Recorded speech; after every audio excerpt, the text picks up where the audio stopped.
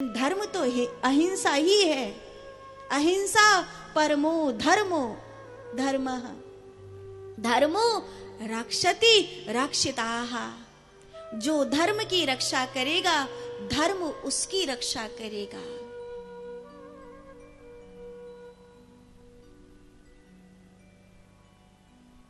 हिंसक पशु को मार देना पड़ता है, लेकिन पालतू पशु को नहीं मारते, अहिंसक को नहीं और सिर्फ उसे तो प्रेम करते हैं, उसे तो प्रेम करते हैं। लोग अपने डॉगी को भी अपनी गाड़ी में लेकर संग जाते हैं कि इस बेचारे को कहाँ छोड़ेंगे, ये भी तो जीव है।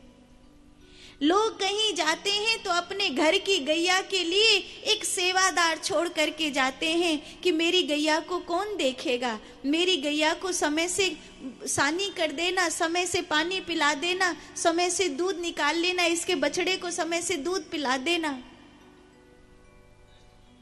जीव की हम तो एक चींटी को भी नहीं मारते, हम तो एक चींटी को भी नहीं मारते, पर हाँ, अगर कोई समाज इतना क्रूर बन जाए कि अभिमन्यु जैसे प्यारे बालक को घेर कर मार देने की सोच पैदा हो जाए, तो भगवान कृष्ण भी कहते हैं, अर्जुन उठा शस्त्र और मार इन सबको, क्योंकि वो शस्त्र उठाना भी शास्त्र की तरह ही है।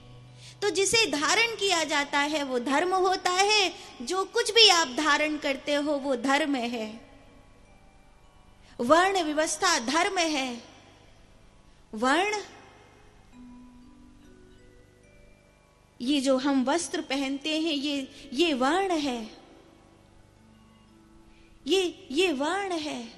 अगर तुम असभ्य वस्त्र पहन करके विचरण कर रहे हो, चाहे तुम स्त्री हो चाहे पुरुष हो, तुम अपने शरीर के मर्यादित व्यवहार को धारण नहीं कर रहे हो, तो तुमने धर्म को उस समय छोड़ दिया है।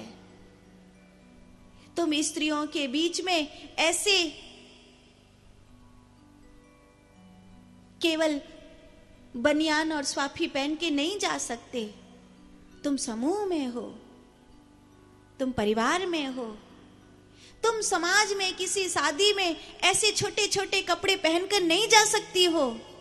तुम समूह में हो, तुम व्यवहार में हो, तुम इस तरह यात्रा नहीं कर सकती हो कि तुम्हारे वस्त्र तुम्हारे शरीर को, तुम्हारी मर्यादा को, तो वर्ण व्यवस्था धर्म धारण किया जाता है। तुम धारण जो कुछ भी, यद्यपि शुद्धम लोक विरुद्धम ना करणीयम ना करणीयम, यद्यपि वो शुद्ध है, पर अगर वो समूह के विरुद्ध है, समाज के विरुद्ध है, भविष्य के विरुद्ध है, तो ना करणीयम ना करणीयम। हो सकता है अल्कोहल से ठंड रुक जाती हो। कई लोग दुहाई देते हैं, भैया एक घूंट पिला दो सर्दी चले जाएगी। हो सकता है कि अल्कोहल से बर्फ में जिंदा रहने की ताकत मिल जाती हो, लेकिन अगर नहीं पीना है मादक पदार्थ तो मर जाएं, पर नहीं पिएंगे। हो सकता है कि जिस जगह पर रोटी ना मिलती हो वहां मांस खाने से जिंदगी बच जाती हो, पर अगर हमें मांस नहीं खाना तो हम मर जाएंगे, पर किसी का मांस नहीं खाएंगे। जो धारण किया जाता है वो धर्म होता है। और वो स्त्री अपने पति के सामने वस्त्र छोड़ती है, समाज के सामने नहीं छोड़ सकती। वो कहता है, अरे वही तो कपड़े हैं, पहन के घूमने दो। 20 बरस की छोरी, 5 बरस की छोरी के कपड़ा पहन के घूमेगी, मर्यादा थोड़ी है। तुम्हारी बेटी है, तुम्हें उसे रोकना होगा, तुम्हें उसे समझाना होगा कि बेटी सब जो करते हैं उन्हें करने दो, और लड़कियां जो पहनती उन्हें पहनने दो, पर तू मेरी बच्ची है, मेरे घर में संस्कार हैं। अगर तू मेरी बच्ची होकर ऐसा आचरण करेगी तो मेरे संस्कार मर जाएंगे। तू क्या चाहती है, तेरे माता पिता के संस्कार खत्म हो जाएं? दुनिया की लड़की कुछ भी करे, मेरी लड़की ऐसा काम नहीं करेगी, क्योंकि मैं मेरे संस्कारों के खिलाफ उसे इजाजत नहीं दूंगा। तो जो धारण किया जाता है वो धर्म है। परम धर्म क्या है? संस्कारों को मानना, और ये तो धर्म हो गया, लेकिन उन संस्कारों में परमात्मा को ले आना, ये परम धर्म हो गया। माता पिता का सम्मान करता ये धर्म है, लेकिन गुरु को मानता ये परम धर्म है। सृष्टि को, प्रकृति को मानता है ये धर्म है, लेकिन सृष्टि में परमात्मा को मानता है ये परम धर्म है। अपनी माँ को माँ मानता है ये धर्म है, लेकिन हर एक बुजुर्ग नारी को अपनी माँ की तरह सम्मान देता है, ये परम धर्म है। धर्म धारण करो और परम धर्म को अपने रक्त में बहने दो। धर्म के लिए तुम्हें शास्त्र सिखा सकते हैं, धर्म के लिए तुम्हें आचार्य सिखा सकते हैं, धर्म के लिए तुम्हें गुरुकुल सिखा सकते हैं, लेकिन परम धर्म तो रगों में बहना चाहिए, परम धर्म तो आत्मा में बहना चाहिए। ये परम धर्म है। और परम धर्म क्या है? कृष्ण को मानना धर्म है, लेकिन कृष्ण को सब कुछ मानना ये परम धर्म है। वासुदेवे परा भक्ति, वासुदेव परामखा, वासुदेव परा योगा, वासुदेव परा क्रिया, वासुदेव परम ज्ञानम, वासुदेव परम तप, वासुदेव परो धर्मो, वासुदेव परा गति। दूसरा प्रश्न आपने पूछा, मंदिर जाएं तो किसको प्रणाम करें? मैं एक कहानी सुनाती हूं। एक बार एक राजा ने 3 सवाल पूछे। पूछा कि भगवान कहाँ रहते हैं, दिखाई क्यों नहीं देते? दूसरा प्रश्न पूछा, किस ओर मुख करके बैठते हैं? अगर प्रकट हो जाए, दिखाई देने लग जाए, तो पूरब पश्चिम उत्तर दक्षिण किस ओर मुख करके बैठते हैं? और तीसरा प्रश्न पूछा, क्या करते हैं? जिस ब्राह्मण से ये प्रश्न पूछे थे, उस ब्राह्मण को कल तक इन प्रश्नों का उत्तर देना था। सारी किताबें निकाल डाली, शास्त्रों के पन्ने पलटने लगे, भोजन भी नहीं किया। माँ, आज क्या हुआ है बाबा को? पता नहीं, महाराज ने कोई प्रश्न पूछे हैं, उन्हीं का उत्तर ढूंढ रहे हैं। तो बाबा भोजन नहीं करेंगे? मुझे तो हर रोज बाबा के साथ ही भोजन करना होता है ना, वो नहीं करेंगे तो मैं कैसे पाऊंगी? और सुबह मुझे विद्यालय भी जाना है, कितनी कितनी रात हो रही है। बाबा चलो भोजन कर लो। नहीं पुत्री, तू जाके कर ले, मैं बाद में कर लूंगा। नहीं बाबा, चलो मुझे भूख लग रही है और मुझे आप ही के साथ भोजन करना है।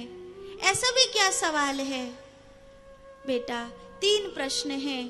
पूछा है भगवान कहाँ रहते हैं, प्रकट कैसे होते हैं, क्यों नहीं दिखाई देते हैं, और पूछा है किस दिशा में मुख करके बैठते हैं, और पूछा है क्या करते हैं। बाबा कह देना, इन 3 प्रश्नों के उत्तर मैं दे दूंगी। चलो भोजन करो। तू दे देगी? हाँ मैं दे दूंगी। आश्चर्य। भोजन कर लिया, भोर हुई, भरी सभा आई, लोग इकट्ठे हुए। महाराज, आपके 3 प्रश्नों का उत्तर मैं नहीं, मेरी कन्या देगी। ये छोटी सी कन्या,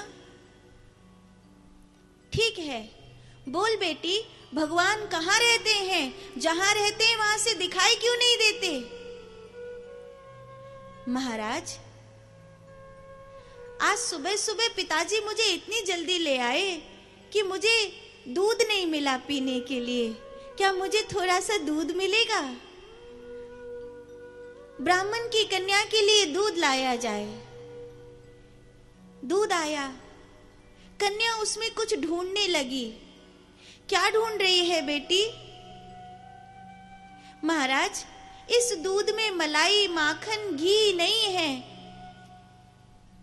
बेटी, वो ऐसे थोड़ी होगा।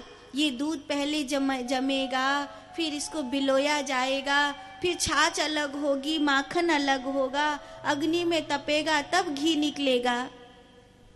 महाराज, अगर आपको इतना पता है कि ये दूध, इसमें घी है, पर एक प्रक्रिया के बाद ही इस दूध में से घी प्रकट होता है, तो क्या आपको इतना समझ में नहीं आता कि पूरी सृष्टि में परमात्मा है, लेकिन भक्ति की एक ऊंचाई के बाद ही भक्त को भगवान नजर आता है? इतनी सी बात समझ में नहीं आ रही है? अहो, साधो साधो साधो, बड़ा प्यारा उत्तर दिया है इस कन्या ने। उत्तम है पुत्री। मेरा दूसरा प्रश्न सुनो। मान लो जैसे दूध में से एक प्रक्रिया के बाद घी निकला, भक्त के जीवन में भक्ति की तपन के बाद भगवान निकले। चलो, भगवान प्रकट हो गए, लेकिन वो किस दिशा में मुख करके बैठते हैं? महाराज, सुबह सुबह मेरे पिताजी इतनी जल्दी मुझे ले आए ना कि आज तो मैं अपने भगवान के आगे दिया भी नहीं जला पाई। तो क्या मैं यहाँ दिया जला सकती हूँ भगवान के आगे? हाँ बेटी, जला ले। कन्या गई, उसने भगवान के आगे दिया जलाया। जब उसने भगवान के आगे दिया जलाया और बड़ी गौर से उस दिए को देखने लगी, कुछ देर हुई। पुत्री, क्या देख रही है? महाराज, मैं ये सोच रही हूं कि इस ज्योति का मुख किस ओर है, इस दिए का मुख किस ओर है, ये किसकी तरफ देख रहा है? बेटी, ज्योति का मुख किसी एक ओर नहीं होता, 10 दिशाओं में होता है। महाराज, अगर एक जलता हुआ दिया एक ओर नहीं देख सकता, वो 10 दिशाओं में देखता है, तो जब परमात्मा प्रकट होंगे तो उनका मुख किसी एक दिशा में कैसे हो सकता है? वो भी तो 10 दिशाओं में है। साधो साधो साधो साधो, बहुत प्यारा उत्तर है, बहुत प्यारा उत्तर है। ऐसा कहकर पूरी सभा झूम उठी। और तीसरा और अंतिम प्रश्न, भगवान क्या करते हैं? महाराज, मैं इतनी देर से खड़ी खड़ी बोल रही हूं, किसी ने आपकी सभा में मुझे बैठने तक को नहीं कहा। आप कैसे राजा हैं? आप मुझसे प्रश्न पूछ रहे हैं, कम से कम उत्तर देने वाले को उच्चतम स्थान पर तो बिठाना चाहिए। राजा ने कहा, ओह, भूल हुई मुझसे। और राजा स्वयं उठकर खड़ा हो गया और अपनी राजगद्दी पर उस कन्या को बिठा दिया। महाराज, मैं कैसी लग रही हूं? पुत्री, बहुत प्यारी लग रही है। बिना मुकुट के सूना लग रहा है। राजा ने अपना मुकुट उतार करके उस कन्या के सिर पर रख दिया।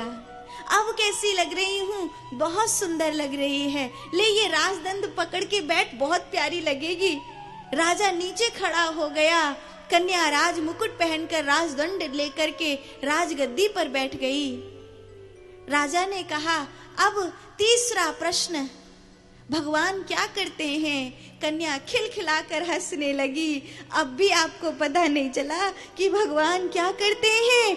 एक क्षण में उसने राजा को रंक की जगह और रंक को राजा की जगह बिठा दिया। अभी भी आपको समझ में नहीं आया कि भगवान क्या करते हैं? इतनी सी बात। देखो, वो कुछ भी कर सकते हैं। क्या आसपास के किसी भी राजा में इतनी हिम्मत है कि आपका राज मुकुट उतरवा ले? लेकिन एक छोटी सी कन्या ने आपका राज मुकुट, ये कन्या ने नहीं किया है, ये भगवान ने किया है। ये भगवान ने किया है। भगवान सब कुछ कर सकते हैं। भगवान सब कुछ कर सकते हैं,